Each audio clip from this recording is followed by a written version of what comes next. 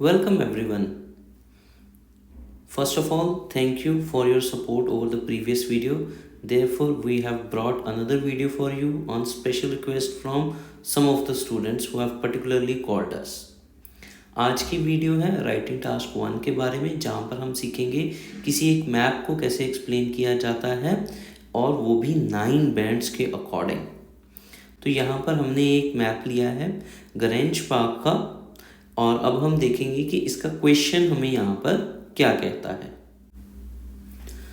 So here is the question for you guys. The plans show a public park when it first opened in 1920 and the same park today. Summarize the information by selecting and reporting the main features and make comparison where relevant. इस task में जो सबसे ज़्यादा problem बच्चे face करते हैं वो ये करते हैं कि कंपैरिजन करना तो बहुत इजी है, बिकॉज 2 पार्क्स हैं, हम इजीली उसको कंपेयर कर सकते हैं। बट जब बात आती है मेन फीचर्स को रिपोर्ट करने की, तब बड़ी मुश्किल होती है, बिकॉज स्टूडेंट्स आइडेंटिफाई नहीं कर पाते मेन फीचर्स हैं क्या, इन्हें कैसे लिखना है, एक इंट्रोडक्शन कैसे बनना चाहिए और एक कंक्लूजन कैसे बनना चाहिए। तो बच्चे अक्सर रिपोर्ट करते हैं कि सर कंक्लूजन लिखने में हमें बहुत दिक्कत आती है। आज हम इस वीडियो में ये सीखेंगे कि किस तरह से आप मेन फीचर्स रिपोर्ट करते हैं, किस तरह से मैप को लिखा जाएगा और किस तरह से कंक्लूजन प्रेजेंट किया जाता है वो चीज़। सो लेट अस बिगिन करते हैं। वो क्या है? Date of introduction. तो इसे लिखा जाएगा कि गरेंज पार्क जो है वो कब ओपन हुआ था। तो इंट्रोडक्शन जब हम शुरू करेंगे तो हम लिखेंगे गरेंज पार्क वॉज ओपन्ड। ये कब खुला था? पास्ट टेंस का यहाँ पर यूज हो रहा है। क्यों? क्योंकि ईयर जो है वो मेंशन्ड है। बट जैसे कि मैंने कल आपको बताया था, इतनी सिंपल लाइन के बाद अगर आप फुल स्टॉप लगाते हैं तो this is not going to help you score 9 bands. 9 band score करने के लिए आपको इसमें कुछ ना कुछ एडिशनल इन्फॉर्मेशन ऐड करनी पड़ेगी, वो भी पंक्चुएशन के इस्तेमाल से। तो यहाँ पे मैं यूज़ करता हूँ कॉमा। ध्यान दें, मैं अपनी राइटिंग्स में पंक्चुएशंस का बहुत ज़्यादा यूज़ करता हूँ so that I can achieve the band 9। आपने भी इस बात का ध्यान रखना है, बिकॉज मेरे ओपिनियन में इस चीज़ को मार्केट में कोई नहीं सिखा रहा, और अगर आप भी इसे सीखना चाहते हैं तो प्लीज़ कॉन्टैक्ट अस। आगे लिखते हैं। तो आगे क्या दिया गया है, इस शेप के बारे में हम बात करेंगे। किस तरह की शेप है ये एक रेक्टेंगुलर शेप है। तो हम इसे कैसे लिखेंगे? ए रेक्टेंगुलर। यहाँ पर मैं वर्ड पार्क नहीं यूज़ करूँगा, यहाँ पर मैं वर्ड यूज़ करूँगा एरिया। और उसके बाद एक कनेक्टिंग डिवाइस विद। देखिए ये छोटे छोटे कनेक्टिंग डिवाइसेस हैं जो आप इग्नोर कर सकते हैं, लेकिन एग्जामिनर इग्नोर नहीं करता। हो सकता है आपके लिए कनेक्टिंग डिवाइसेस का मीनिंग हो मोर ओवर या फिर however, the one which is big and lengthy. But in reality ऐसा नहीं है। जो छोटे कनेक्टिंग डिवाइसेस हैं उन्हें भी उतनी ही इम्पोर्टेंस मिलती है। Coming back to the point, अब हमने एंट्री की बात करनी है। तो एंट्री के लिए वोकैबुलरी का वर्ड जो हम यूज़ करेंगे वो है असेस। और कहाँ कहाँ से हम एंटर कर सकते हैं? एक तो है हमारे पास आर्नोल्ड एवेन्यू, ठीक है, आप नॉर्थ में देख सकते हैं, ये ऑलरेडी मार्क्ड है। देन किस डायरेक्शन से है? डायरेक्शंस बताना बहुत ज़रूरी होता है मैप में। तो ये किस साइड में है? नॉर्थ साइड में है। और दूसरी जो एंट्रेंस है वो हमारे पास कहाँ से आती है? ये है एल्डन स्ट्रीट में से, ठीक है। तो यहाँ पे ध्यान रखना है, क्योंकि ये वर्ड कैपिटलाइज है इसलिए मैंने पहले अल्फ़ाबेट को कैपिटल लिखा है राइटिंग में, ठीक है। और ये किस साइड में था? On the south side. तो यहाँ पर बेसिकली मेरी जो इंट्रोडक्शन है ये ख़त्म हो जानी चाहिए। बट इन रियलिटी ये एक सिंगल सेंटेंस है, लेकिन अगर आप आइल्स के पर्सपेक्टिव से देखें तो वहाँ पर अप्लाई होते हैं पैराग्राफिंग के रूल्स। क्या कहते हैं पैराग्राफिंग के रूल्स? पैराग्राफिंग के रूल्स कहते हैं कि सिंगल लाइन में पैराग्राफ नहीं बनाना चाहिए। अब क्योंकि मेरी इंट्रोडक्टरी लाइन सिंगल है और मेरा पैराग्राफ अगर मैं यहाँ से चेंज करूँगा तो मेरे मार्क्स डिडक्ट होंगे, इसलिए मैं BP1 को विच इज बॉडी पैराग्राफ 1 उसे मर्ज करता हूं इंट्रोडक्टरी लाइन से so that I can score band 9। तो BP1 में मुझे किसकी बात करनी है? जो पुराना पार्क है उसकी बात करनी है। तो पुराने पार्क की बात करते हुए हम लिखेंगे पुराने पार्क की सबसे इंपॉर्टेंट चीजें। तो सबसे इंपॉर्टेंट चीज सेंटर पॉइंट आती है। तो सेंटर पॉइंट में क्या दिया गया है? एक फाउंटेन। तो हम इसे लिखते हैं सेंटर पॉइंट में था, अभी प्रेजेंट में नहीं है ना, तो हम लिखेंगे सेंटर पॉइंट में था एक फाउंटेन। ओके, और साथ में हम बताएंगे इसकी लोकेशन। तो आई होप आप समझ रहे होंगे कि मैं एम्फसिस दे रहा हूं किसके ऊपर। अगर मैंने आइटम बताई है तो साथ में मैंने उसका लोकेशन भी बताया है। ठीक है, तो नेक्स्ट हमारे पास कौन सी इंपॉर्टेंट चीज आती है? अब यहां पर मुझे अपनी कोहेरेंस का भी ध्यान रखना है। तो I will follow A symmetry. आगे मेरे पास है म्यूजिशियंस के लिए स्टेज, तो हियर इट इज। तो यहां पर मैं हर चीज को कॉमा डाल के लिखूंगा, बिकॉज अगर हर आइटम को मैं सेपरेट लाइन में बताऊंगा तो मेरी वर्ड लिमिट बहुत ज्यादा हो जाएगी। So I need to provide large amount of data in small amount of words. इस स्किल के अलग से नंबर मिलते हैं, ये शायद आपको किसी ने नहीं सिखाया अभी तक, लेकिन मैं आपको सिखा रहा हूं। और अगर आप सीखना चाहते हैं कि आप खुद किस तरह से इसे कर सकते हैं, तो do contact us, do share us and do subscribe us, because in upcoming videos हम इन सब बातों को एक्सप्लेन करेंगे। ओके, तो अब जब हम लिख चुके हैं कि हमारे पास स्टेज फॉर म्यूजिशियन था, तो हम उसकी लोकेशन बताएंगे। ना तो ये एक्सट्रीम लेफ्ट में है, ना तो ये सेंटर में है, ना तो ये एक्सट्रीम लेफ्ट में है, ना तो ये सेंटर में है, इसलिए हम इसे लिखेंगे सेंटर लेफ्ट। इस तरह की लोकेशंस को कैसे लिखना है ये बहुत इंपॉर्टेंट है। तो जब भी आप लिखें ध्यान दें कि किस तरह से लोकेशन को मेंशन किया जाता है। ठीक है, ओके। नेक्स्ट हमारे पास क्या है? एक ग्लास हाउस, लेकिन इसकी लोकेशन क्या है? आइए देखते हैं। तो हमारे पास है एक ग्लास हाउस, ये रहा ग्लास हाउस मैप के अंदर, और ये कहाँ पर गया है? To the right of. Right of क्या था? किसके राइट में है ये? क्या ये मैप के एक्सट्रीम राइट में है? नहीं है, ये राइट में है, लेकिन मैप के राइट में है या मैप के सेंटर राइट में है, ये ऊपर वाली कॉपी होगी, लेकिन हमको तो कुछ स्पेशल लिखना है, तो हम लिखेंगे एल्डन स्ट्रीट की एंट्रेंस से राइट में है। अभी how to think like this, how to think like this is important, जिसके लिए मैं कहूँगा कि आपको हमसे कांटेक्ट करना चाहिए। आप देख सकते हैं यहाँ पर वैरायटी को क्रिएट किया जा रहा है। ठीक है,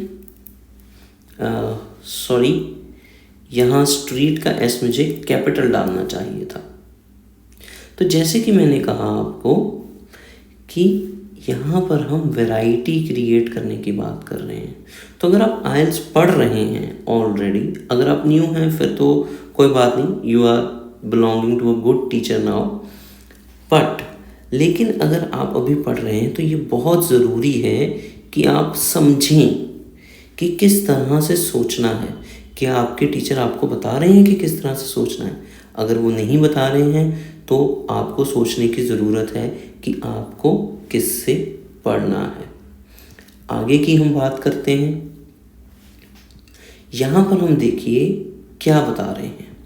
हमने बात करी है कि एल्डन स्ट्रीट के राइट में ग्लास हाउस था, और उसके बाद आखिरी चीज़ जो हम इम्पोर्टेंट बता रहे हैं, pond for water plants and a pond for water plants in the north east corner. किसके ऑपोजिट है ये? किसके ऑपोजिट है? ग्लास हाउस के ऑपोजिट हो गया। ठीक है जी, और नॉर्थ ईस्ट कॉर्नर में हो गया। ठीक है, ये सारे मेन फीचर्स थे। ये सारे क्या थे? Main features. Comparison is easy but main features are here. अब अगर आप एक बात पे ध्यान देंगे तो ये वो सारी चीज़ें हैं जो मेरे पास डेवलप्ड मैप में, यानी ग्रेंज पार्क टुडे के मैप में अवेलेबल नहीं थी। तो मैंने सेपरेट आउट किया है उन सब चीज़ों को जो कि मैप में पहले थी अब नहीं है। इसी तरह से अगर आप कोई और मैप लिखेंगे तो उसमें भी आपको सेपरेट आउट करना पड़ेगा उन चीज़ों को जो पहले थी अब नहीं है, और उनके लिए एक अलग लाइन लिखी जाएगी। और जो चीज़ें अभी भी अवेलेबल हैं उनके लिए हम एक अलग लाइन बनाएंगे। कैसे लाइन बनेगी वो हम यहाँ पर अभी लिखेंगे। सबसे पहले देखिए रोज़ गार्डन्स, ठीक है। तो आप यहाँ पर देख सकते हैं अराउंड द एजेस, एजेस के पास पास है, कोई भी रोज़ गार्डन सेंटर में या कहीं और तो नहीं है। तो पार्क की जो एजेस हैं उसके साथ साथ हमारे पास अवेलेबल थे क्या, रोज़ गार्डन्स, ठीक है। तो ये एक इम्पॉर्टेंट पॉइंट हमने और कवर किया है, ठीक है। अच्छा, इन रोज़ गार्डन्स की स्पेशलिटी क्या है? हर रोज़ गार्डन के पास कुछ ना कुछ सीड्स हैं, ठीक है जी।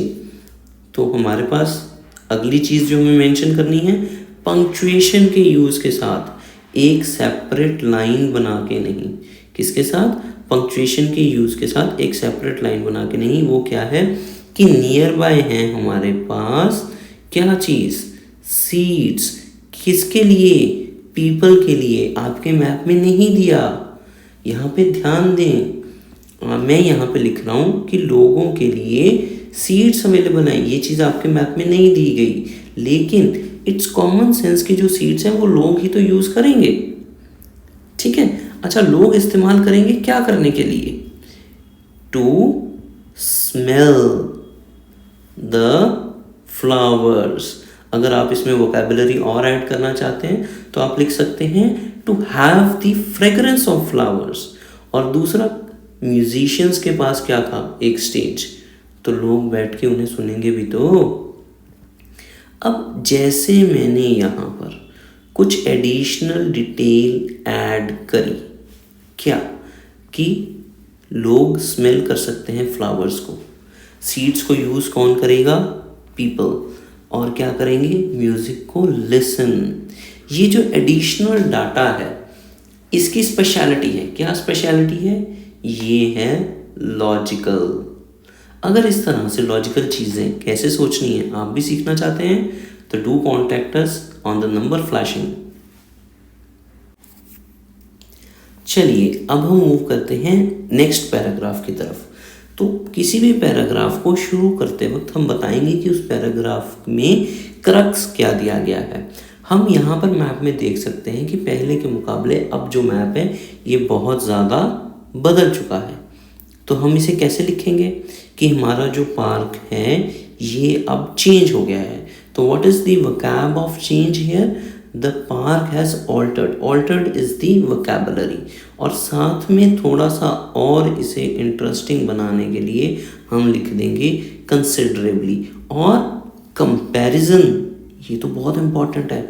तो हमने यहाँ कंपैरिजन किया कि पहले की बजाय अब तक पार्क जो है वो बहुत बदल गया है। क्या क्या चेंजेस हुए वो हम यहाँ पर मेंशन करेंगे। तो सबसे पहला चेंज जो हमें देखने को मिलता है वो है एक बड़ा सा क्या, रोज गार्डन। हमें देखने को मिलता है एक बड़ा सा रोज गार्डन। तो कैसे लिखेंगे, लार्जेस्ट रोज गार्डन। पहले भी मैंने सेंटर से शुरू किया था, अब भी मैं सेंटर से शुरू करूंगा, लेकिन पिछली बारी मैंने सिंपली लिख दिया था इन दी सेंटर। अब लिखने का स्टाइल चेंज होगा। तो यहाँ पर मैं जैसे कि आपको पहले भी बता चुका हूँ कि पंक्चुएशन का इस्तेमाल करते हुए थोड़ा लिखने का स्टाइल जो है वो चेंज करूँगा। तो कैसे लिखेंगे हम, ऑक्यूपाइंग दी सेंट्रल एरिया। और क्योंकि कंपैरिजन ज़रूरी है तो हम बताएंगे कि यहाँ पर पहले क्या था। तो आप समझ पा रहे हैं, सबसे इम्पॉर्टेंट बात यह है कि पहले पुराने मैप को एक्सप्लेन करें, फिर नए के साथ उसे कंपेयर करें। बच्चे जो सबसे कॉमन गलती करते हैं वो यही है कि फर्स्ट पैराग्राफ में दोनों मैप्स को कंसिडर कर लेते हैं एंड फिर उनके पास कन्फ्यूजन के अलावा कुछ नहीं बचता। तो नेक्स्ट हमारे पास है कि जो हमारे पास चीज़ें थी रोज़ गार्डन के पास, ठीक है जी, वो है हमारे पास सीड्स। अच्छा, ये सेंट्रल रोज गार्डन हमने कवर किया, ये सीड्स हमने कवर करी। आगे बढ़ने से पहले हमें कोहेरेंस का ध्यान रखना है। तो कोहेरेंस का मतलब होता है कि सिमेट्री में चले। तो अब अगर मैं रोज गार्डन की बात कर रहा हूँ तो मुझे सभी रोज गार्डन्स की बात इकट्ठी करनी है। मैं यहाँ पर चिल्ड्रंस प्ले एरिया के बाद दोबारा रोज गार्डन जो कि यहाँ साइड में है इसका डिस्कशन नहीं कर सकता। I have to mention it here. तो मैं यहाँ पर इसे मेंशन करूँगा कि एक ही छोटा सा रोज गार्डन बचा है। पहले हमारे पास बहुत सारे थे एजिस पे, है ना, लेकिन अब कितने बचे हैं? सिर्फ एक, बाकी के हटा दिए। तो अगर आप चाहो तो हटा सकते हो, हटाने के बारे में लिख सकते हो, या जो बचा है उसके बारे में लिख सकते हो। मैं तो लिख रहा हूँ बचे के बारे में, लेकिन अगर आप हटाने के बारे में भी लिखो तो वो गलत नहीं होगा। और साथ में मेंशन ना करना भूलें डायरेक्शन, ठीक है जी। तो मैंने भी यहाँ पर जो डायरेक्शन है उसे मेंशन कर दिया है। उसके बाद अगली बात हम किसकी करेंगे? अब बारी आती है उसी सीक्वेंस की जो हमने पहले फॉलो किया था। पहले हमने फाउंटेन की बात करी थी, फिर हमने स्टेज ऑफ फॉर्मेशन की बात करी थी। तो पहले हमने रोजेस की बात कर ली, फिर उसके आसपास सीट्स एक्स्ट्रा आ गई थी जो एम्पी थिएटर से पहले थी, इसलिए पहले सीट्स की बात हुई, रोज गार्डन की बात हुई, और अब बात होगी एम्फी थिएटर की। बट यहाँ पर थोड़ा सा चेंज करेंगे, स्टेज फॉर म्यूजिशियंस को लिखेंगे द बैंड स्टैंड। यहाँ ज़रूरी नहीं है कि आप बैंड स्टैंड या कोई वोकैबुलरी का वर्ड लिखें, बट इफ़ यू विश तो आप लिख सकते हैं। और अगर आपको ऐसा लगे कि शायद इसमें गलती हो सकती है या एग्जामिनर को कन्फ्यूजन हो सकती है कि इसके बारे में तो मेंशन नहीं किया गया है, तो ये कहाँ से आ गया, तो आप ब्रैकेट में जैसे मेंशन मैंने किया है कि किसके बारे में मैं बात कर रहा हूँ उसे लिख दें। इससे आपको पंक्चुएशन के भी नंबर मिल जाएंगे और आपका जो आइडिया है वो एग्जामिनर को क्लियर भी हो जाएगा। यहाँ पर देखिए ब्रैकेट्स का इस्तेमाल, कॉमा का इस्तेमाल, सब कुछ इकट्ठे हो रहा है। ये सीखने लायक चीज़ें हैं। आप क्या कभी ऐसा करते हैं? अगर नहीं करते तो बैंड 9 लेने के लिए आपको ये सब सीखना ही पड़ेगा। And to learn you know that you have to contact अस।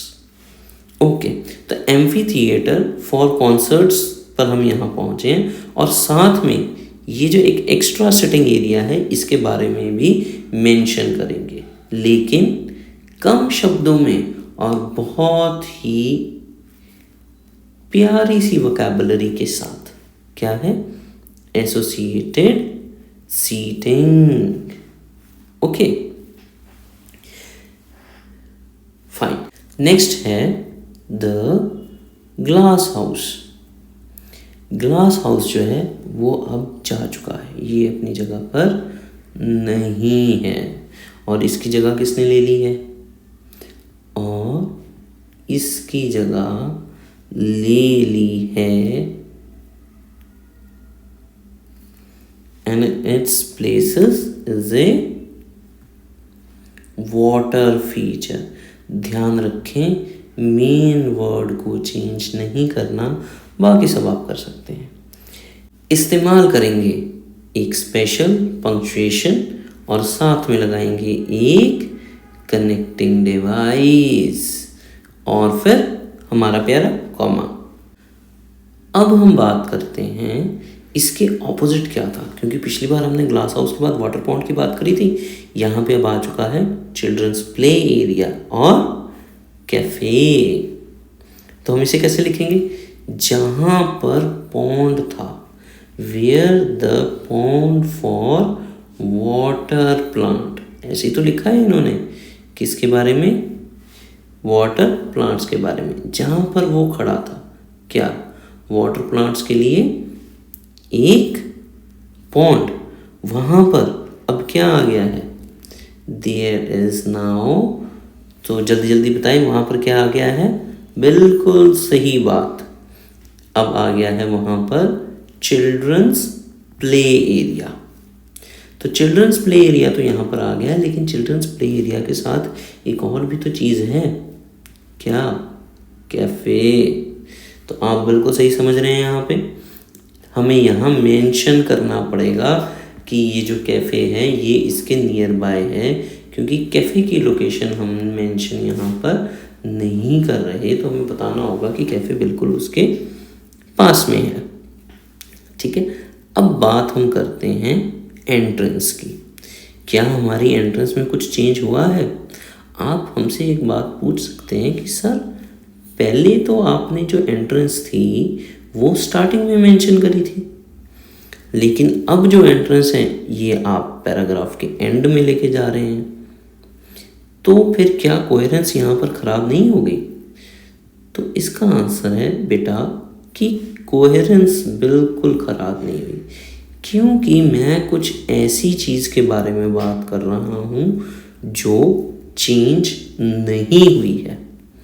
वैसे तो सब कुछ मुझे सीक्वेंस में ही रखना था, ठीक है, लेकिन क्योंकि यहाँ पर एंट्रेंस का कुछ भी चेंज नहीं हुआ, सिर्फ एक न्यू जो एंट्रेंस है, थर्ड एंट्रेंस है, वो एडअप हो गई है, इसलिए हम इसे मेन स्ट्रक्चर से अलग मेंशन करते हैं। ये किस कैटेगरी में आएगा? रिपोर्टिंग द मेन फीचर वाले पार्ट में ये कवर होगा। और कोहेरेंस कैसे सही होगी? तो पैराग्राफ की स्टार्टिंग में मैंने ये बताया था कि क्या क्या चेंज हो रहा है। अब मैं क्या बता रहा हूँ कि क्या क्या नहीं चेंज हुआ या क्या कुछ नया ऐड हुआ। तो मेरी कोहेरेंस बन गई यहाँ पर। सबसे पहले जो कुछ चेंज था उसके बारे में बात की गई, फिर उसके बाद जो चेंज नहीं हुआ उसके बारे में बात की गई, और उसके बाद जो न्यू फीचर ऐड हुआ है उसके बारे में बात की गई है। तो माय सीक्वेंसेस मेंटेन्ड हियर। इसी तरह से पैराग्राफ 1 में भी मैंने इस बात का खास ख्याल रखा था, जो चीज़ें रिमूव होने वाली हैं उनको मैंने पहले मेंशन किया था, उसके बाद ही मैंने मेंशन किया था उन चीज़ों को जो रहेंगी या अपग्रेड होंगी। फाइन। तो रिमूव होने वाली चीज़ों से पहले मैंने किसकी बात करी थी? जो सेम रहेंगी। तो देखो जिस तरह से इन्हें सेपरेट रखा गया है उसी तरह से मेन फीचर में ये चीज़ें काम करती हैं। ठीक है, now let us move to the conclusion part. तो बच्चे मेरे से अक्सर पूछते हैं कि सर मैप का कंक्लूजन बनाना बड़ा मुश्किल है, किसी एक मैप का क्या ही कंक्लूजन हो सकता है? कुछ चीज़ें ऐड हो गई, कुछ चीज़ें डिलीट हो गई, कुछ चीज़ें अपग्रेड हो गई। हाँ, यही तो है आपका कंक्लूजन। आइए देखते हैं इस चीज़ को लिखना कैसे है। तो हम यहाँ पर मेंशन करते हैं कुछ चीज़ें जो रिमूव हुई हैं उनके बारे में क्या है, और कुछ चीज़ें जो सेम रही हैं वो क्या हैं। तो मैंने यहाँ पर थोड़ा सा कॉम्प्लेक्स स्ट्रक्चर यूज़ करने की कोशिश करी है, थोड़ी सी कॉम्प्लेक्स वोकैबुलरी के साथ, सो दैट एम्फसिस एंड में भी अच्छा रहे टीचर के ऊपर और वो ये सोचे कि yes the student is consistent. So despite the apparently significant changes, तो हाँ बहुत सारे चेंजेस तो हुए हैं, लेकिन पार्क में कुछ चीज़ें सेम भी रही हैं। ठीक है, park retains the basic elements, जो पार्क के बेसिक एलिमेंट्स थे वो नहीं चेंज हुए। कौन कौन से थे? फ्लावर्स, रोज गार्डन अभी भी है, वाटर अभी भी है।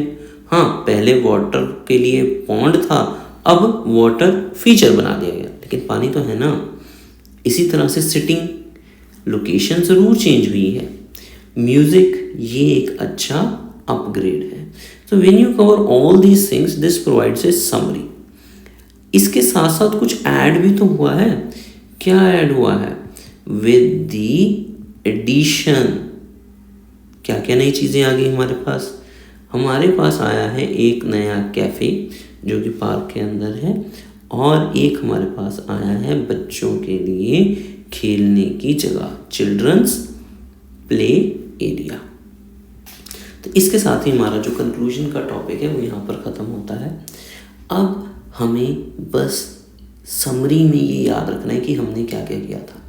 तो अब आप जब भी मैप लिखेंगे आप आइडेंटिफाई करेंगे कौन सी आइटम्स जो हैं वो टोटली रिप्लेस हो जाती हैं, उन्हें अलग से मेंशन करना है। कौन सी आइटम्स जो हैं जिनमें चेंजेस आ रहे हैं उन्हें अलग से मेंशन करना है।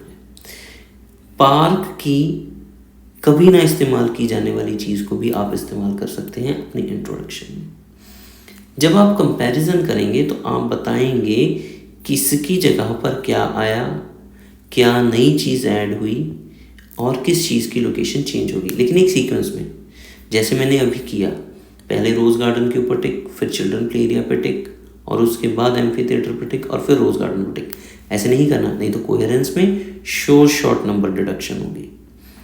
कैसे करना है, अपना सीक्वेंस मेंटेन रखें। रोज़ गार्डन तो रोज़ गार्डन, उसके बीच में कुछ ऐड हो गया तो उसे मेंशन करेंगे, नहीं है तो नहीं मेंशन करेंगे। सेकंड इज एम्फी थिएटर, नहीं, second is the smaller rose garden, क्योंकि हम रोज़ गार्डन की बात कर रहे थे। उसके बाद एम्फी थिएटर, उसके बाद वाटर फीचर, उसके बाद चिल्ड्रंस प्ले एरिया, वही सीक्वेंस जो मेरा पहले फॉलो हुआ था।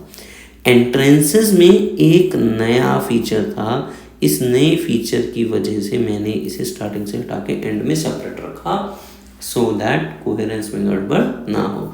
आई होप सो ये क्लास आप सबको पसंद आई होगी and you all have enjoyed it. Do like us, do support us, do share us, and if you want to learn to write writing like this to attain maximum number of bands, which is 9, do call us. Thank you so much.